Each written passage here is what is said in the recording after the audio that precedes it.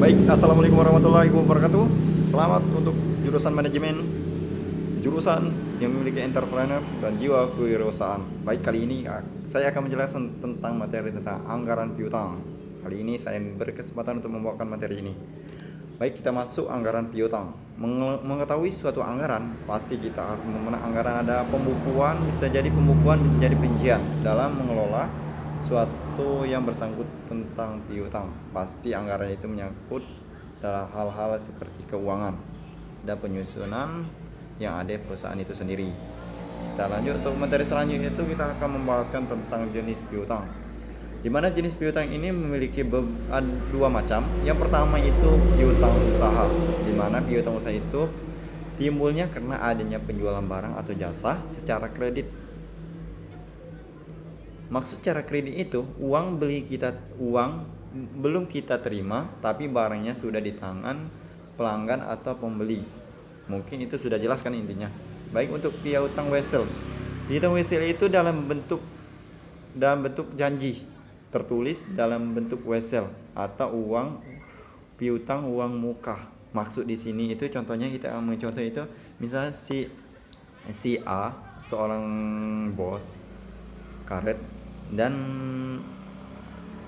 dan dan pembantunya itu melakukan suatu perjanjian dengan meminjamkan uang dengan janji mengembalikan uang setelah melakukan penjualan karet. Nah, mungkin itu contohnya.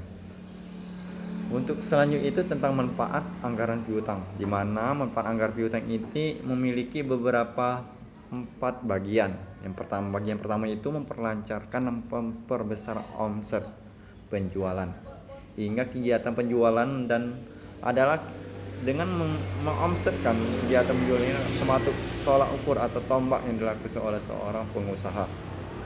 Yang kedua itu memperkuat daya saing bisnis terhadap pesaing yang tidak punya kebijakan anggaran piutang dalam usahanya. Nah, maka dengan memperkuatkan kebijakan yang ada bisnis dapat memperkokohkan suatu anggaran tersebut yang ada di perusahaan itu. Yang ketiga itu membuka kesempatan, di mana kesempatan itu seluas-luas mungkin, baik itu di pasar maupun pelanggan, supaya dikenal orang. Yang keempat itu meningkatkan kemampuan perusahaan untuk mendapatkan laba. Masuk laba di sini itu profit atau uang atau yang kita terima.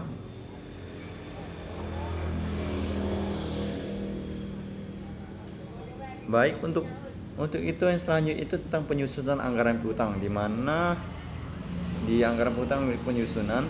Dalam penyusunan ini memiliki 6 macam, di mana langkah pertama itu batas maksimal. Maksud batas maksimal ini di sini piutang yang diberikan berbagai tingkat jenis debitor, digolong berdasarkan risiko, tidak memenuhi kewajiban sesuai janji. Yang kedua, jangka waktu kredit. Maksud jangka waktu kredit di sini contohnya model ansuran 2 sampai 10 bulan atau net 30. Artinya di sini jika pembayaran dilakukan dalam waktu 10 hari sudah barang diserahkan, maka debitur akan mendapat potongan 20% dari harga jual. Pembayaran selambat-lambatnya dilakukan 30 hari setelah penyerahan barang. Maka panjang jangka waktu makin besar pula piutang usaha tertanam dan makin besar pula risikonya. Mungkin itu ya.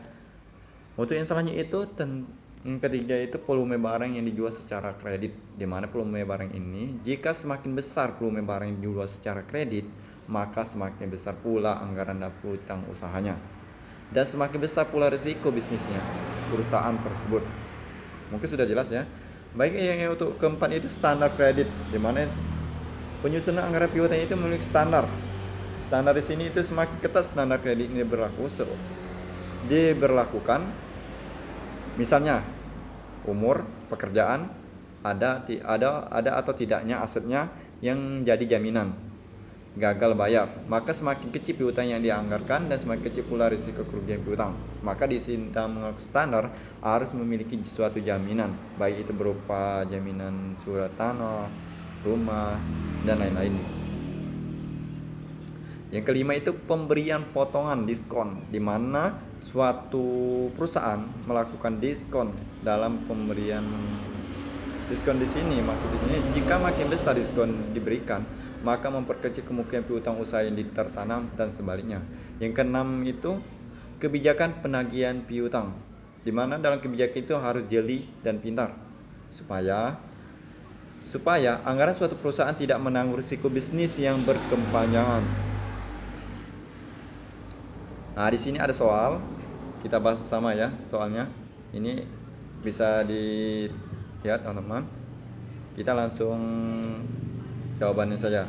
Di mana jawaban ini memiliki 3 langkah. Yang pertama itu langkah pertama itu penyusunan anggaran piutang usaha kotor tiap bulan di Q1, di mana pada bulan Januari 50% di sini itu tunai dalam pembayaran, dikali 85.000 ditambah 10% dikali 80.000 sama dengan 80.500. Nah, mungkin itu sudah jelas.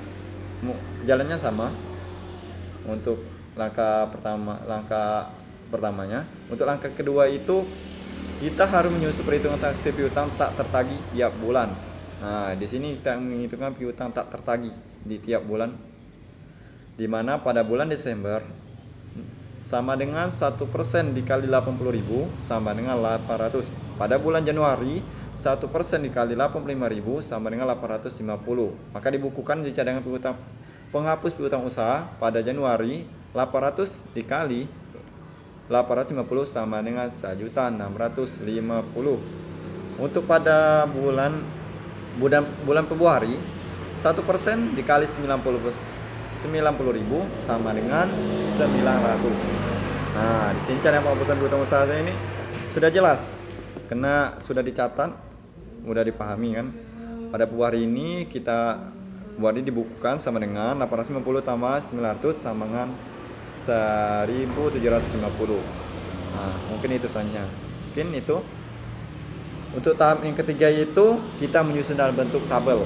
Nah, di mana dalam bentuk tabel itu kita dalam tabel PT Kelinci Ngebut kita disusun dalam mengatur pada bulan Januari, Februari dan Maret, di mana langkah ketiga ini menghitungkan anggaran piutang usaha bersih dengan menggunakan hasil akhir ke akhir.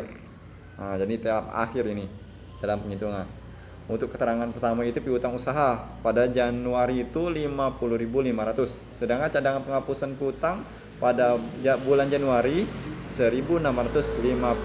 Nah, di mana rumusnya piutang usaha ditambah cadangan penghapus piutang.